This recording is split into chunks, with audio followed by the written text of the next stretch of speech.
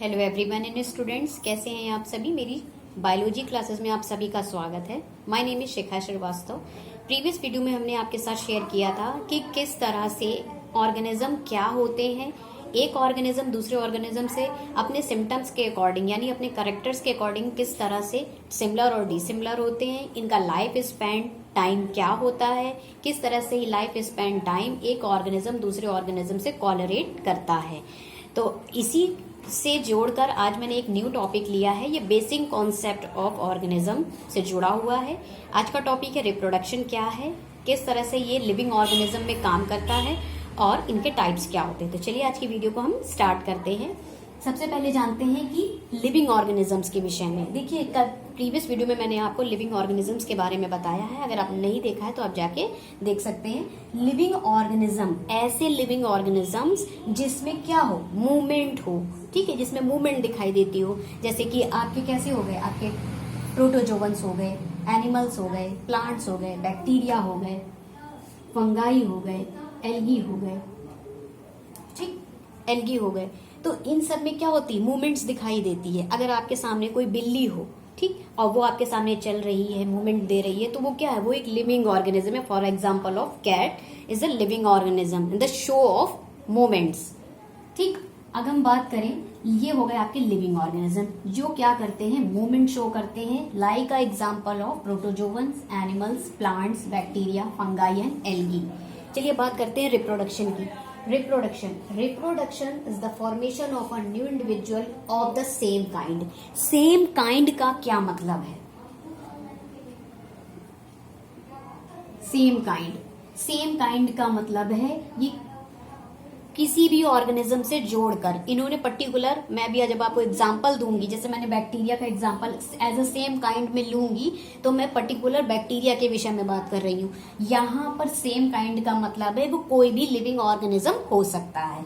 तो reproduction is the formation of a new individual of a same kind. जब कोई भी सेम काइंड, अभी मैं आपको एग्जाम्पल से समझाऊंगी, जब कोई भी लिविंग ऑर्गेनिज्म फॉर्मेट करता है न्यू इंडिविजुअल, ठीक, जब कोई भी लिविंग ऑर्गेनिज्म फॉर्मेशन करता है एक न्यू इंडिविजुअल का, वो कोई भी सेम काइंड हो सकता है, like a bacteria, like a fungi, like a algae, ठीक है। दूसरी चीज क्या है, अब इसकी डिफिनेशन हम देख लेते हैं। A biological process in which an organism give rise to young ones, ठीक, offspring similar to itself। कहने का मतलब है कि अगर बायोलॉजिकल प्रोसेस के आधार पर हम देखें, बायोलॉजिकल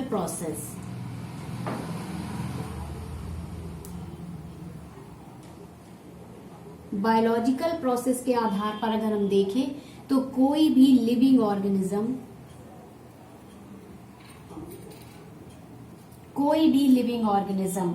क्या करेगा, अपनी ही जैसी संतान को उत्पन्न करेगा। अपनी ही जैसी संतान को उत्पन्न करने का मतलब है कि जब कोई भी लिविंग ऑर्गेनिज्म अपने अस्तित्व को और अपनी स्पीशीज को इस धरती पर बनाए रखने के लिए रिप्रोडक्शन की प्रोसेस को करते हैं। रिप्रोडक्शन की प्रोसेस जो होती है, इसमें बहुत सी ऐसी प्रोसेस होती हैं जो इसमें हेल्पफुल होती हैं, जैसे कि डाइजेशन करना, न्यूट्रिशन लेना, रिस्पायरेशन करना, एक्सक्रीशन करना, and the most important part of living organism of life is called as reproduction, ठीक। तो बायोलॉजिकल प्रोसेस के आधार पर किसी भी लिविंग ऑर्गेनिज्म कोई न्यू इंडिविजुअल अगर दे रहा है, न्यू इंडिविजुअल का फॉर्मेशन कर रहा है, तो वो किसकी सहायता से कर रहा है, रिप्रोडक्शन की हेल्प से, ठीक। The living organism, the formation of a new individual in this process is called as reproduction in Hindi meaning is जनन। इसको हम हिंदी में जनन कहते हैं। क्या कहते हैं, जनन। हिंदी मीडियम वाले इंग्लिश की अगर लैंग्वेज में हम बोले तो इसको हम जनन कहते हैं, और एनसीईआरटी बेस्ड अगर बात करें तो इसको हम रिप्रोडक्शन कहते हैं। तो आपको ये बात समझ में आ गई होगी, मैं इसे फिर से रिवाइज कर देती हूँ। लिविंग ऑर्गेनिज्म वो होते हैं जो मूवमेंट शो करते हैं, जैसे कि protozoans, animals, plants, bacteria, fungi, algae. As a same kinds का मतलब हो गया पर्टिकुलर किसी भी इंडिविजुअल की बात की जा रही है, किसी लिविंग ऑर्गेनिज्म की बात कर रही है, is called as same kind. Same kind में जब कोई भी लिविंग ऑर्गेनिज्म न्यू इंडिविजुअल का फॉर्मेशन करता है तो वो बायोलॉजिकल प्रोसेस के बेस पे कोई भी लिविंग ऑर्गेनिज्म न्यू इंडिविजुअल को फॉर्मेशन कर रहा है, किसकी प्रोसेस की हेल्प से? With the help of process of reproduction. अब बात करेंगे रिप्रोडक्शंस की। सिमिलर टू इटसेल्फ, ये तो मैंने आपको समझा दिया कि कोई भी ऐसा लिविंग ऑर्गेनिज्म जो अपनी ही जैसी संतान को उत्पन्न करते हैं, अपनी ही स्पीशीज को इस धरती पर बनाए रखने के लिए, उस प्रोसेस को हम जनन या रिप्रोडक्शन कहते हैं।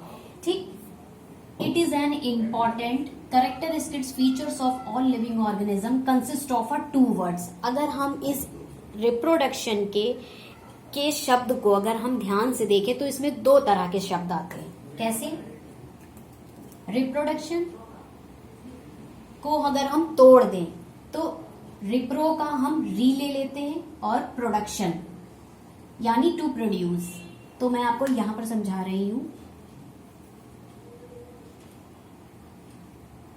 रिप्रोडक्शन के मोस्ट इंपॉर्टेंट कैरेक्टरिस्टिक्स फीचर्स को अगर हम देखें, माने इसके मेन कैरेक्टर्स को अगर हम ध्यान दें तो रिप्रो का री, इसका मतलब हो गया आपका अगेन, इसका मतलब हो गया आपका अगेन, और प्रोडक्शन मतलब इसको हमने तोड़ दिया इस तरह से, रिप्रोडक्शन।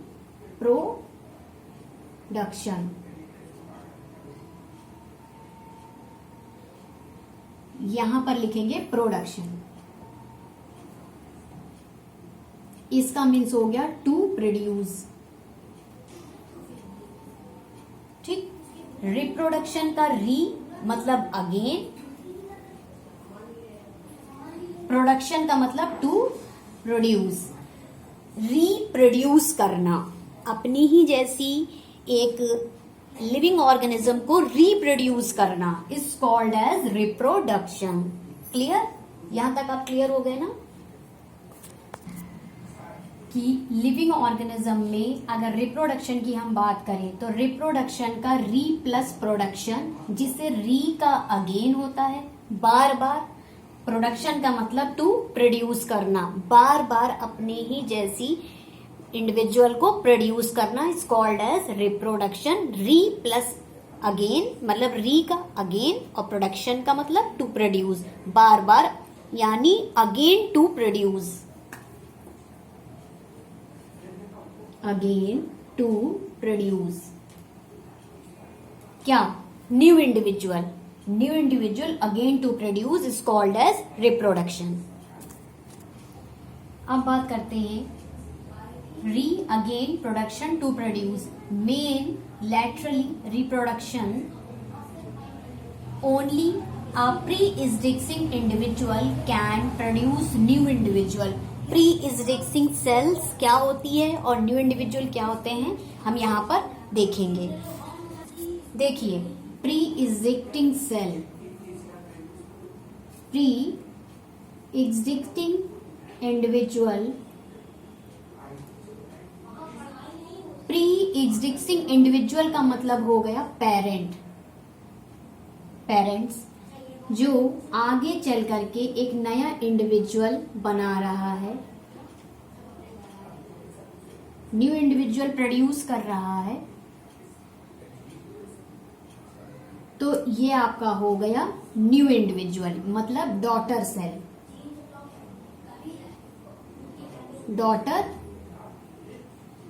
डॉटर सेल कह लीजिए, ये पेरेंट सेल हो गई।